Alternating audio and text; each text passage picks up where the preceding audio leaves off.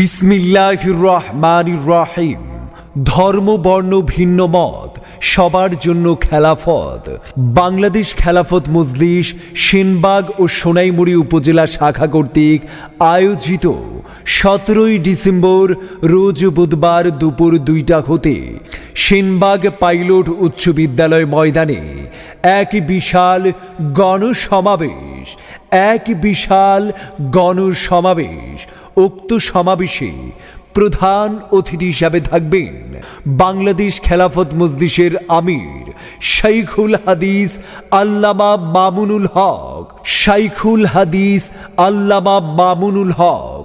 উক্ত গণসমাবেশে বিশেষ অতিথি হিসাবে থাকবেন বাংলাদেশ খেলাফত মজলিস সিনিয়র নায়েবে আমির মাওলানা ইউসুফ আশরাফ। বিশেষ অতিথি হিসাবে থাকবেন বাংলাদেশ খেলাফত মজলিসের মহাসচিব মাওলানা জালাল উদ্দিন আহমদ। 17 ডিসেম্বর বুধবার দুপুর 2টার গণসমাবেশে প্রধান বক্তা হিসাবে থাকবেন বাংলাদেশ খেলাফত মজলিস নোয়াখালী 2 হতে মনোনীত সংসদ সদস্য পদপ্রার্থী মাওলানা তোফাজ্জল হোসাইন মিয়াজি। মনে রাখবেন, আগামী 17 ডিসেম্বর বুধবার দুপুর 2টায় সেনবাগ পাইলট উচ্চ বিদ্যালয় ময়দানে বাংলাদেশ খেলাফত মজলিস সেনবাগ ও সোনাইমুড়ি উপজেলা শাখার আয়োজনে এক বিশাল গণসমাবেশ